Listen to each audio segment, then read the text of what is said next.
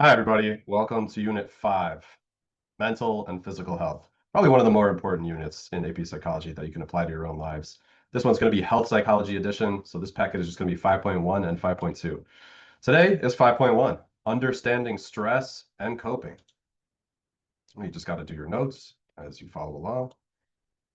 Health psychology, probably one of the more easier definitions you'll need to know this year. It's the study of health, the study how psychological, behavioral, and cultural factors contribute to physical health and illness. Health psychology. If you go into health psychology, some of you I know will major in psychology, or minor in psychology. These are some job paths that you could go into if you went into health psychology. If I could do it all again, I think I would go into clinical health. But yeah, there it is. You don't need to know all these. You just need to know what health psychology is. Stress, another word that I don't really have to define because everyone knows what it is.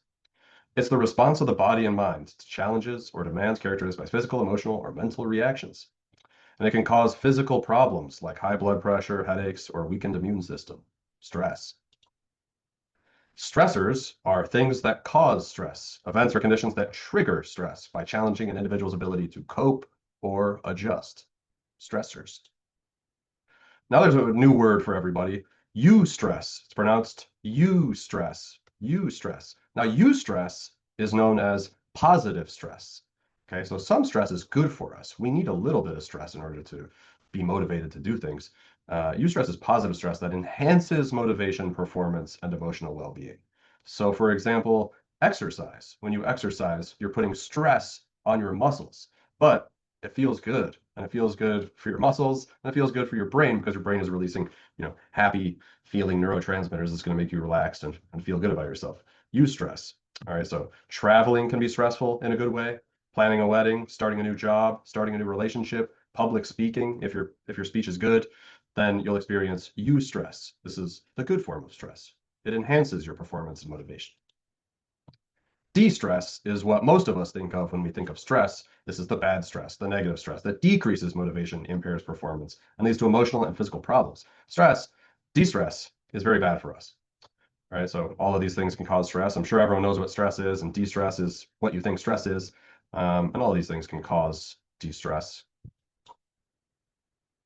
Okay, another thing that you don't necessarily need to know, but daily hassles, minor irritations that occur regularly, significant life changes, or catastrophes. These three things all cause stress, and you don't need to know these in this year's CET, but yeah, there they are.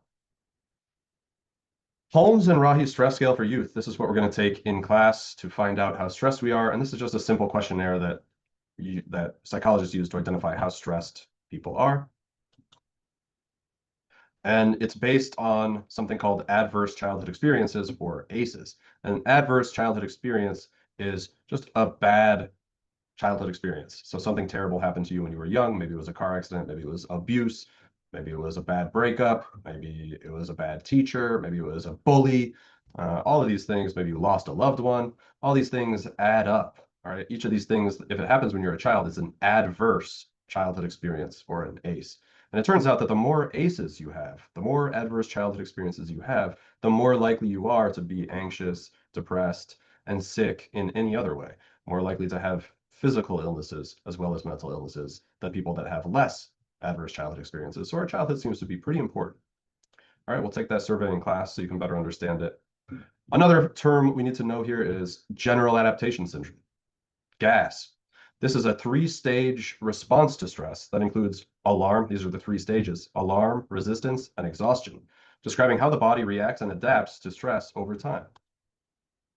Okay, so when we first get stressed out, we're in the alarm stage. Let's say, I announce there's a pop quiz. All right, you're in the alarm stage. All right, you immediately become extremely stressed, or somebody says something embarrassing about you in front of everybody. All right, you're in the alarm stage. It's very stressful. Your heart rate starts going crazy. Your blood pressure rises. Your pupils dilate. You get a little sweaty. You're in the alarm phase of the stress response. Right, our body is telling us something bad just happened. We are stressed out. Let's deal with it. All right, and then your body tries to resist the stress. Right, this is the resistance stage. You try to deal with the stress in some way, or you try to avoid the stress in some way, avoid thinking about it or avoid solving it. That's also resistance, the resistance stage. And then eventually exhaustion. If we fight the stressor or stressors for so long, our body and mind, and our mind is our body, becomes exhausted, right? And that's when you get sick, mentally or physically. The alarm reaction phase is the initial stage of general adaptation syndrome, where the body reacts to a stressor with a fight or flight response. Super important to know what the fight or flight response is. It activates stress hormones and physiological changes. Right, so these are some things that happen, some hormones that we haven't learned yet, but we will. Adrenaline and cortisol are released into your blood when something stressful happens, and this makes you even more stressed out. Your heart rate increases, your breathing quickens, your energy levels spike, your digestion slows down, blood flow to your muscles increases because you're getting ready to fight or flight, run away. So the fight or flight response is a natural response of our body and most animals' bodies when there's a predator, right? When something bad is about to happen, when we're about to get eaten, or we're getting chased by a bigger, scarier animal or a tribe of angry humans that are about to raid our village, then our fight or flight response goes off, right? This pumps extra blood to the vital organs that we need in order to run away or fight, right? So your muscles, your pupils get bigger. You can hear and see better. You can run faster. You can run farther. You can fight. Yeah, the fight or flight response, right? And the fight or flight response affects us when something stressful happens. In the wild, something stressful is usually something's about to eat us, or there's a tribe of an enemy humans that has raided our camp and they're going to kill everybody or enslave them. So our fight or flight response goes off in order to protect us. It enables our body to either run away or fight the threat. Nowadays, our fight or flight response goes off, when somebody bullies us or when we have to give a speech in front of a class that we're not really confident about, then our fight or flight response might go off because it's risky. Resistance phase is the second stage of general adaptation where the body tries to adapt and cope with the stressor, maintaining heightened alertness and stress hormone levels. So we're trying to deal with the stressor. The body is continuing to produce stress hormones like cortisol, but at a lower level than the alarm stage. But it's still producing stress hormones, right? Even though your heart rate has calmed down, the stressor is still there. You still have the test tomorrow. You still know that the person that you don't like is talking about you behind your back. Energy is diverted to managing the stressor, and some functions that were initially suppressed begin to normalize. So a lot of our body's energy goes to help, try to relax the body and try to get rid of all the cortisol in the blood and get rid of the stress. But if the stressor remains, we stay in the resistance stage longer, and then our body becomes exhausted, right? So when you have a stressor or multiple stressors that are affecting you for a long period of time, you will become exhausted. When people say I'm exhausted, they mean it. You're burnt out. And when you are exhausted, you are highly likely to get sick, mentally or physically sick. So you're highly likely to develop anxiety or depression. You're highly likely to develop, a common cold. You're more likely to have, the flu or any other. Your immune system is tired of trying to fight, trying to pump your body, pump the cortisol and adrenaline out of your blood because you just keep stressing yourself out and your body becomes exhausted. So we want to avoid this. We want to come up with a better ways of dealing with stress. Now, there's another theory that I just want to quickly talk about that is a relatively new theory in psychology, and it's called the tend and befriend theory. And I don't remember who proposed it, but it's around the year 2000, right? All this time, psychologists have been talking about fight or flight, fight or flight. The only way that we respond to stress is fight or flight. We run away or we fight. And that's not necessarily true. And psychologists have found that it's actually a little bit different for biological women, right? Whereas most of psychological research has been done on men, just like most academic practices for the last several centuries. But then once they started studying women more, they realized like, okay, women don't always fight or flight. Like it's not their natural reaction. Men are more likely to fight than women are.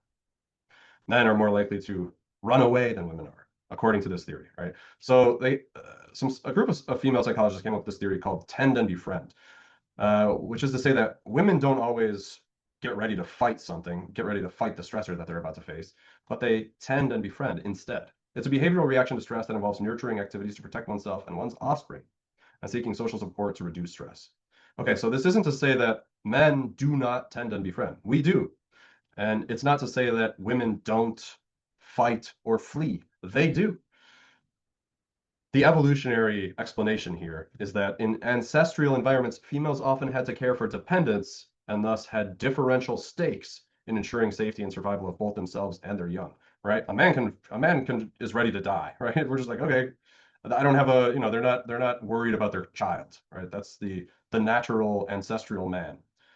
And they're ready to fight or flee. It doesn't matter, right? But the woman has a little bit more responsibility, right? If they have a child or multiple children, they might not be as willing to risk it all for a simple argument. So a pure fight or flight response might endanger offspring. And so women are more likely to have adapted a different approach than fight or flight, which is tend to befriend. And there's a lot of research that does show, you know, reaching out to people, reestablishing relationships, hanging out with friends is, yeah, a lot of research supports this theory. So it's just a theory. It's not binary. Men respond one way, women respond another way. It's just that men are more likely to respond in one way, fight or flight, and women are more likely to respond in another way, tend to befriend. That's it. Problem-focused coping versus emotion-focused coping. So there's two ways to cope with stress. Cope means solve or try to figure out or help. Problem-focused coping involves confronting the stressor directly. Okay, so somebody's bullying you, and instead of ignoring the bully or the situation, you confront the bully. You go up to the bully and say, "Hey man, I don't like how you're talking to me right now. Why are you doing that?" Or you tell the teacher or tell the principal or some other way to confront the stressor directly. That's problem-focused coping. Oh, you have a test tomorrow? Then study. That's problem-focused coping. You see there's a problem and you try to solve it. Now, there's also emotion-focused coping, and this is probably the most likely coping mechanism that most of us do. Certainly what I do, certainly what most people do. And most people do emotion-focused coping and then problem-focused coping. So emotion-focused coping is managing the emotional response to the stress rather than changing the stressor itself. So you have a lot of work to do today. You could solve the problem by doing the work, but you're probably not going to do that. You feel overwhelmed and stressed. So you're going to do emotion-focused coping. You're going to do something that makes you not stressed first, and then you're going to solve the problem. This is what most of us do. We try to solve our emotional response rather than just doing the thing that we're supposed to do to get rid of the stressor, right? So emotion-focused coping could be playing video games or listening to music or watching YouTube or watching anything or hanging out with friends. Just anything that's not solving the problem is emotion-focused coping. You're trying to relax your body and become not stressed, but you're never going to become not stressed if there's a stressor, right? You just got to solve the problem. And as we'll see if we watch this TED Talk, I'm not sure if we will, is that problem-focused coping seems to be a lot better for us physically and mentally than emotion-focused coping. It doesn't mean emotion-focused coping is useless. It's quite helpful, but this is the way. This is the way to the top of Maslow's hierarchy of needs. Problem-focused coping. All right, that's all. Have a wonderful day. Thanks for listening. See you all soon.